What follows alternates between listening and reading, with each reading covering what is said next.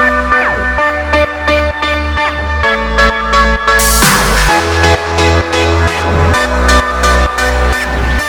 everybody and welcome to Tonight in STEM. I'm your host, Juan. This is the show where I interview professionals in the field of, well, science, technology, engineering, and mathematics. Today I have Alex Baca. How are you doing today, Alex? Phenomenal. Good. So wait, Alex Baca, were you born here in the United States? Are your parents from Mexico? Yeah, I was born in Mexico until I was born and raised there until I was 16. Oh, awesome. Yeah, because I was asking, where's Baca come from? I've never heard that name. Yep, northern part of Mexico, actually. Okay, awesome. So before we get started with Alex, a little reminder, I guess, for Tonight in the STEM folks. I am working on getting maybe an audio feed up so everyone can listen while they're driving or just in the background while they're doing errands, chores, things like that. Maybe get an RSS feed up. So I'll keep you posted on that. And I guess just everyone subscribe to Tonight in STEM, the YouTube channel. That's up and running.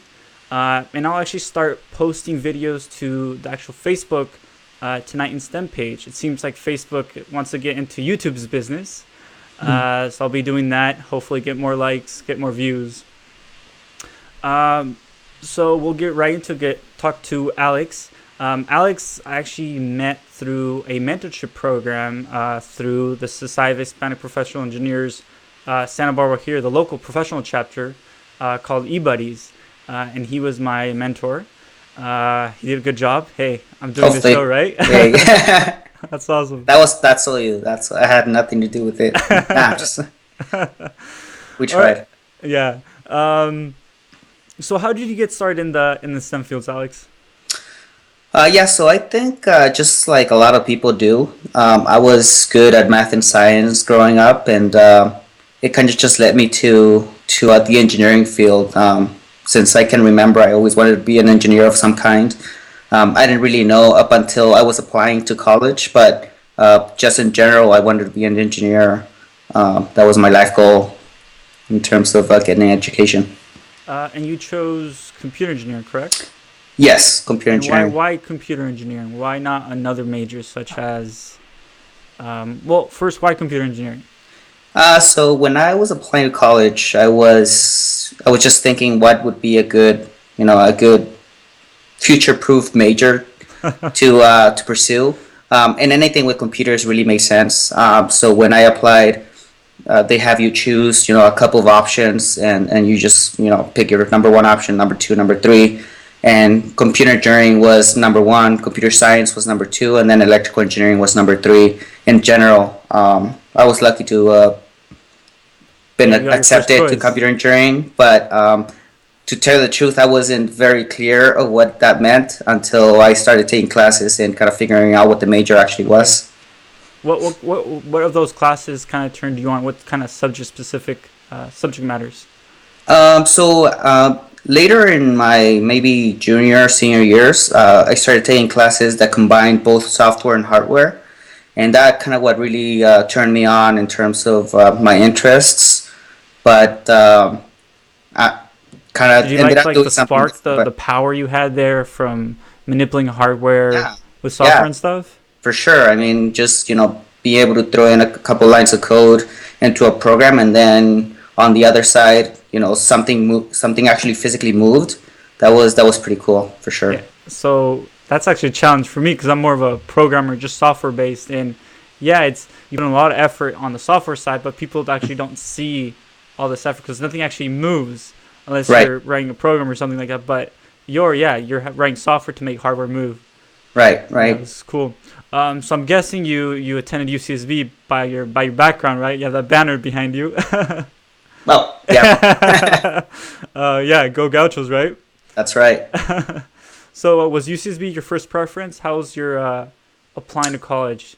So I applied to everything that was free when I was in high school. So that pretty much banned 4 UCs and 4 Cal States. Okay. I think I got into most of them, but UCSB happened to offer me the more scholarships and the more grants. So obviously, a pretty much free education, I can't turn that down. And obviously, I mean, UCSB is a beautiful campus. You can't really go wrong with that. Correct. Huh. So you attended UCSB. You were graduate as a computer engineer. Hmm. Did you join, I guess, Accenture right away, or do you have any other internships, or how's that? I did a couple of things between years, mostly on campus. I did a couple of research programs. One of them, camp. I don't know if people are familiar with that. But really, industry internships, I didn't really do much. Okay. How I got into Accenture was through one of the SHIP national conferences my senior year. I mean, we would make the trip every year, but my senior year, I was lucky enough to be able to submit my resume, and the people there just offered me a screening interview on the spot, and kind of Okay. it's history from there. Huh. So how was that interview? I've heard more as an undergraduate. You hear interviews are very technical, very long. For example, in computer science, you hear the Google, the Microsoft, the Yahoo Hmm. interviews with very technical, asking about data structures, know your big O's. How Hmm. is Accenture compared to those interviews? I think it's quite different. So obviously, companies are interviewing to the position they're looking for. Um, what Accenture does is not terribly technical. They actually just looking for problem solving skills, which engineering in general I think teaches you no matter what the major is. So the interview was pretty laid back, pretty easy. Just a couple of questions on how you work in teams, and how you've gone about solving difficult problems and things like that. Nothing too technical in terms of numbers and problems and algorithms or anything like that. Uh, so you mentioned Accenture. What is Accenture? I've never really heard Accenture to you. I talked to you and I heard you work there, but for the people that don't know what Accenture does, how long they've been around. So they've been around for a long time. I mean, they were originally Anderson Consulting, and then some Enron fiasco turned happened, and then the companies actually split between Anderson and Accenture. Accenture right now is a strategy consulting and outsourcing company. I work on the consulting strategy kind of side, and is mostly helping companies improve their technology and business processes. Since we work with a lot of companies, we kind of have methodologies that apply to a lot of scenarios. So that's kind of we bring that to the table and implement them as we see fit. Can you provide a specific example? I don't know if you can. Hmm. Um, Yeah, yeah, sure. So, for example, I just came back, or I just finished a project working with a large insurance company, where we pretty much redesigned their call center. huh. That means we didn't really, we did part of the technology, but mostly their business processes. So how calls, when you call into the toll-free number, how calls route, what's the more sufficient way to handle those calls, how many, people we need to have at the call center answering at certain times, stuff like that. Huh. So does like this insurance company have metrics that kind of you go based off, or how do you know, how do you calculate these Yeah, things? so going into any company, we do a little bit of discovery, a few weeks, and then we offer a business case. We say if we come in and resign or implement this, you will see certain savings over a certain amount of time. And if the business case is good, and they trust us to do the work, then we'll implement. And most of the time goes very well. Huh. So it's very business driven, money driven, Mm-hmm. time. Um, do you have other competitors? Is there usually bids? I know in the government, in the defense industry, usually there's bids Mm-hmm. that go out, and you have to kind of prove yourself. Is there bids Yeah, kind of similar to that? yeah, absolutely. So any company um, will release an RFP, a request for proposal, and then Accenture will bid on it, McKinsey will bid on it, IBM will bid on it, and then obviously the company will pick whatever offer they think is best. But yeah, obviously we absolutely work on bids. Huh. So so you mentioned state insurance companies, Hmm. State Farm being one of them.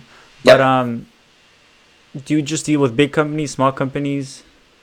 Mostly big companies, but I've been pretty much all over the map. I mean, before State Farm, I was at Google.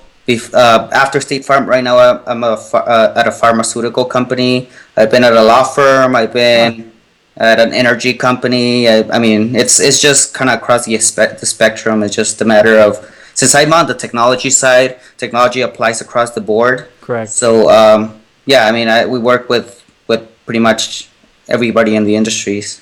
So you mentioned that you've been to these companies. So do you travel a lot? How's that? Do you have to go to the site? Or you work from home? Yeah, so mostly we travel to the site. So wherever the company's headquarters are, or where we're doing most of the work, or at least myself, usually travel. I travel from Monday through Thursday, and we're on site during that period of time, and then come back home Friday, Saturday, Sunday, and then Monday again travel back to the client site. That's kind of the routine that we have. Wait, so you do this, well, I guess around 52 times a year, right? We skip the holidays and the short weeks, but yeah, the better part of the year for sure. I'm traveling. Okay, so how does that work? Don't you get tired of traveling, airport delays? How does that? I mean, it's a routine like any other. I mean, I'm actually live in LA, so if I had a job around here, it would be probably a couple hours of commute every day, as opposed to me having to fly on Monday and fly back on Thursday. And usually, I just stay at a hotel nearby the client, so my commute is not too bad once I'm there. But yeah, I mean, you obviously miss home. I Right. miss home, and I sometimes I'm like, I should just stay home and take a break for a while. Yeah, huh. So I imagine you might have some travel tips for us, huh, in the future. Yeah, hey, let me know if you have any questions. Yeah, that'd be good. Um, how did computer engineering prepare you for your current job? What is your current position? What's your title? So I'm in within the technology consulting arm of Accenture, in the it's called the Network Enabled Solutions Group. Okay. So I deal with networks, call centers, anything that has to do with infrastructure. And I've been at Accenture for 9 years or so. So I'm Wow. actually Okay. now a manager, and it's mostly just kind of running a piece of the project, and making sure that things are on track and stuff like that. Um, Again, I don't really do a lot of the technology part, at the beginning a little bit, but when it comes to consulting, you don't do a lot of hands-on things. Yeah, I imagine you're really busy and you're always on time. I bet you're very organized, also, correct? Uh, Kind of have to, I'm I, no? I'm not by nature, but I have to be. Yeah. Um, so you're very busy with Accenture, but I know on the side, I still don't know how you have time. You start a company. Can you talk about that? Is it one less? Yes. Yeah. So a couple years ago, a few friends and I mean, we've always been talking about starting a company since we were in college. These are guys that were at UCSB with me, same generation, and at times instead of studying for finals, we would kind of just talk about what we would want to start up in the future. Yeah, we just decided to start a company. One of the guys had a pretty good idea, or what we thought was a pretty good idea of an iPad accessory. It didn't seem too hard to implement, so we figured let's jump in and start a company and do everything that it needs to be done to get the product out. And yeah, we've been lucky that it was not nearly as easy as we thought, but we definitely put in the work. Again, Fridays, Saturdays, and Sundays are kind of my free time, and we utilize that time for a very long time to work on this and get it out. So you basically work and sleep because I don't see how because this is amazing stuff. So I actually have right now the website up so people can see. And you have what I see iPhone and iPad mounts, correct? Yeah, so we started with the iPad mount, that had decent traction, and then we moved on to the iPhone case, the iPhone mount that we're working on right now. It's still we're still working on releasing that. Um, but hopefully it'll be out soon in the next, couple of weeks. So how did you get the funding to actually start this? Because I've heard you need a lot of cash up front to kind of start manufacturing, get molds in, especially Hmm. for cases. And how do you kind of start with that? Yeah, so we built a couple of prototypes without molds or anything, just to kind of prove the concept, and then we threw our idea up on Kickstarter, which is a crowdfunding site, where you just kind of throw in your idea. People looked at it, and if they like it, they fund it or they pledge money. And at the end of the campaign, the funds go to you if you get fully funded of the money that you were asking for, and then we use that money to further develop the idea and bring it to market. Huh. So you use Kickstarter, and I have Mm-hmm. the page up right now. Why didn't you Cool. use like Indiegogo or another website? Why Um, Kickstarter? we just thought that the Kickstarter community had a better reputation. I think based on what we were doing, it aligned better with their objectives. Um, that's pretty much why. Yeah. So can you explain a little bit of the process of what goes into starting a Kickstarter? Yeah, sure. So it's the actual process is fairly self-explanatory once you start a project. So you just kind of go through the motions. You upload a video that you have to make. You upload some pictures. You kind of tell your story. You make sure you kind of tell how you're gonna bring the product to market, and what the timelines are and what you need to do, and then uh, people are nice enough to believe in you, and just pledge. If they like your You idea, took they a pledge huge the money. risk. Yeah, I mean, they absolutely take a huge risk. There's a lot of projects that don't deliver. I don't think any project almost delivers on time, but at the end, we're very happy to get it done, and ship to our backers the best product we can. Yeah, this is really cool. So I noticed that you have three Kickstarters. Hmm. Can you run us through that? How they started? Because I see you were funded more than 100%, which is really good. Hmm. Um, so which one was first? So the one for the iPad was first. The one in the middle there that you have, Okay. that was the original Kickstarter. That was, we were newbies trying to find our project. Back then, the iPad Air wasn't even out. Okay. Huh. So this was only for iPads, 2, 3, and 4, I believe. And yeah, and actually, it went better than what we thought. Yeah, it was Uh, $70,000. Yeah. yeah. So that actually, those funds covered producing the product for that Kickstarter, plus funding what we wanted to do next, which was, I mean, that the iPad Air came out, so we had to come up with a product for that. We Okay. did. We launched a quick Kickstarter for that. But what we really wanted to launch after that was the something for the iPhone, which is a huge, much bigger market than iPads. Yeah. And So that's what we released recently. so I want to go back a little. You said you were trying to raise initially 15,000. You raised Hmm. 70,000. Yeah, Um, so it was going to cost about 15,000 to kind of get your first units out. And or yeah, did you consider the whole pipeline?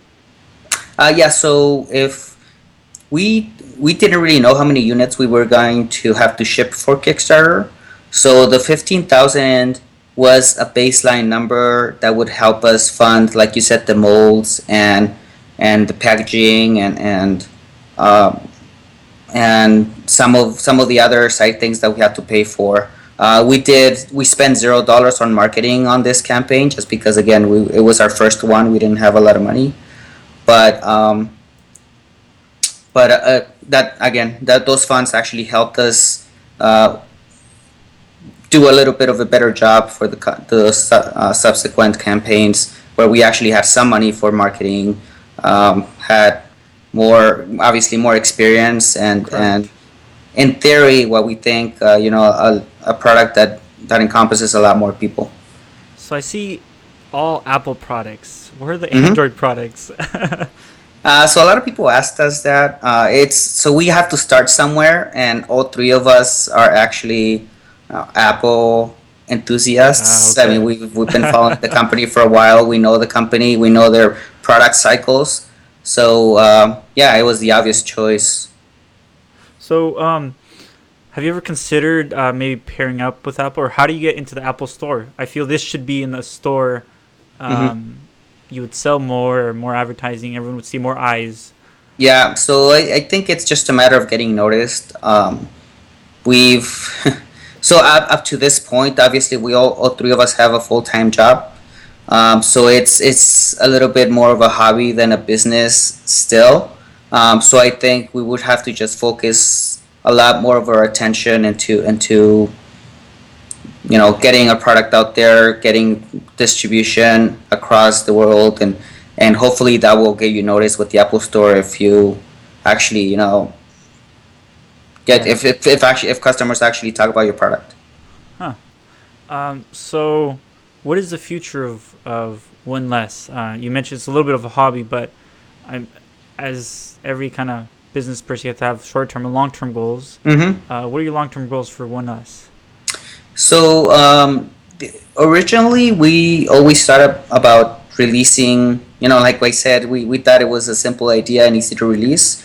We always wanted to raise funds to fund bigger ideas. So I think that's the stage we're in right now.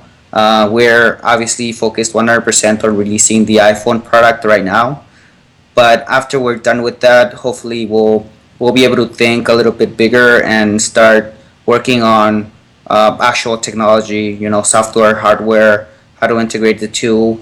We have a couple ideas we can work on. It's just a matter of having the time and the focus to do it. We'll see. Stay tuned. Yeah, I guess count me in. Yeah, sure. I'll let you know. Yeah. Hey, maybe we can break it here too on Tonight in STEM. Hey, yeah, why not? So another thing I want to mention is I know you made an appearance on the Twit network. That's Leo Laporte's podcast network. Can you talk about that and how you kind of got into that? Yeah, so that was during our first campaign. Like as I mentioned, we had pretty much zero marketing budget. So we were just trying to hustle and figure out ways to get our product out, our word out. And we just drove up to his studios and showed up at one of his podcasts, Twit. At the end of each episode, he mingles with the crowd, and we showed up. We showed him our product. He kind of liked it and said, "Hey, this would be perfect for my iPad Today episodes. Why don't you guys just send me a sample or come over and then we'll feature it?" Yeah, And there I'm you like, go. "Oh, for sure.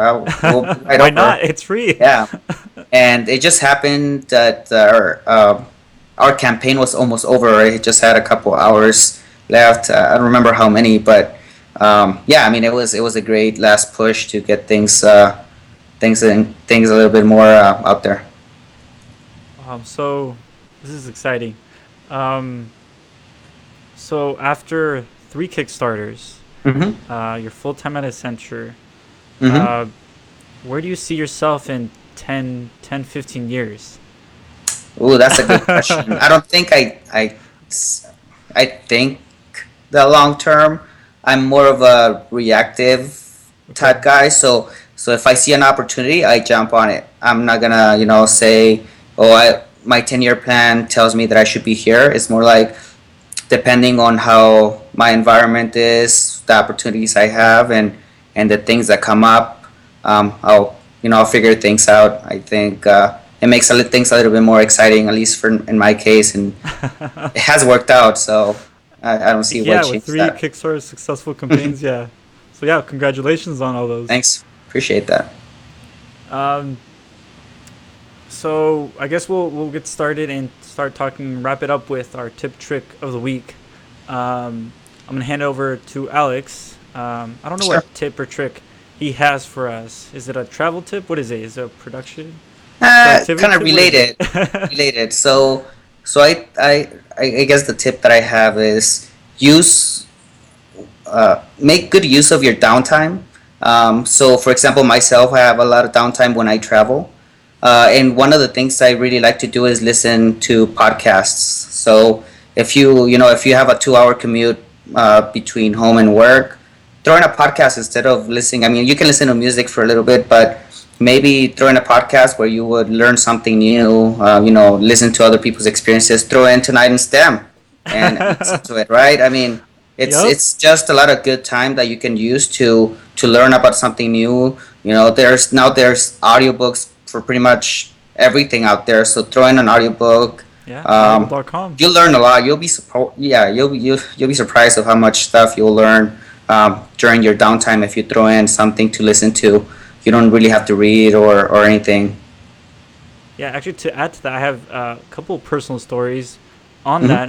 When I actually was attending City College, I had a 1 hour commute to get to City College and then back another hour. So it was 2 hours of my day.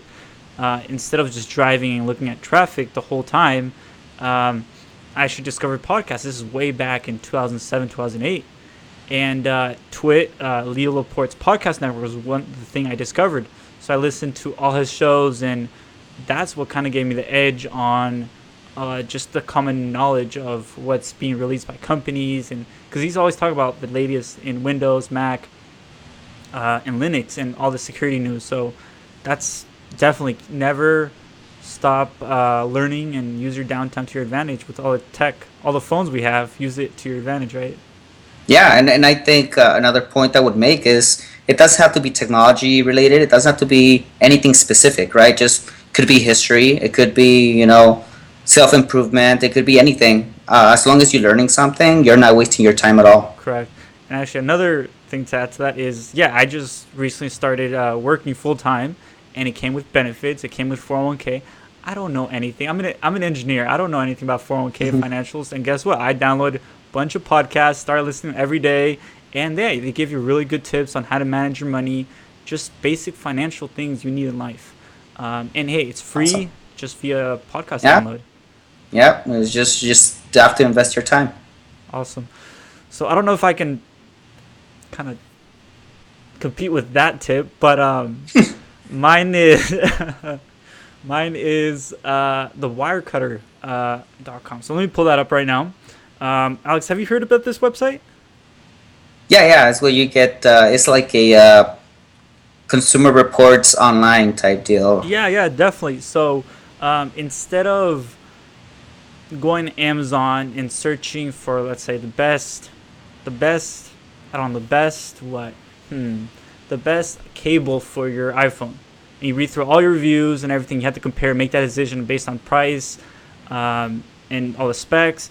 Well, the Wirecutter just boils it down to just one product, the product you should buy, and not just spend any time, because they do all the reviewing, all the testing for you.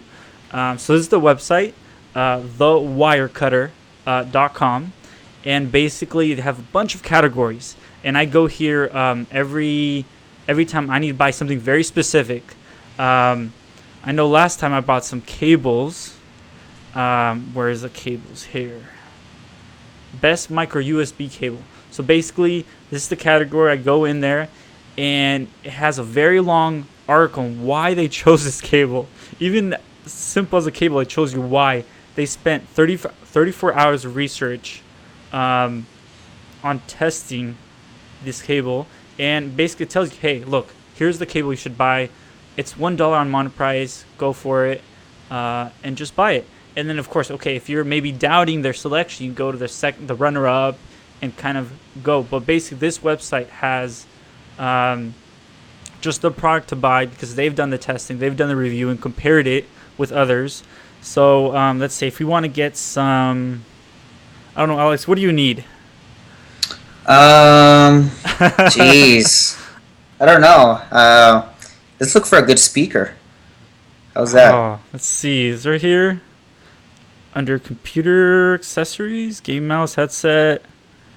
Where would I look Theater for that? extras. Mouse. I saw some headphones. Let's do headphones. Bet over here. Yeah, let's do headphones. Yeah. So Oh the wow, best, it's a lot of them. the best. Yeah. So they reviewed all these, compared them. Under headphones under $400, and guess the Oppo PM3 is your choice. So just simple that. So you don't waste any more time. Just go ahead and purchase that. And if you want, you can review why they chose it and the comparisons and stuff like that. So that's awesome. my kind of tip, trick, little week, more time saving, I guess you can say also, right? Yeah. Time is money. Time is money. With that said, Alex, thank you for your time. It's very valuable. Thank you My for sharing pleasure. your experiences. I know you're very busy. I bet you're going to go work on one less now, right? A little bit. But with that said, I'd like to thank everybody also for listening. Keep on watching Tonight in STEM. Of course, like us on Facebook, Instagram. Let's see what else. On YouTube, of course. So we'll catch everybody next week on Tonight in STEM.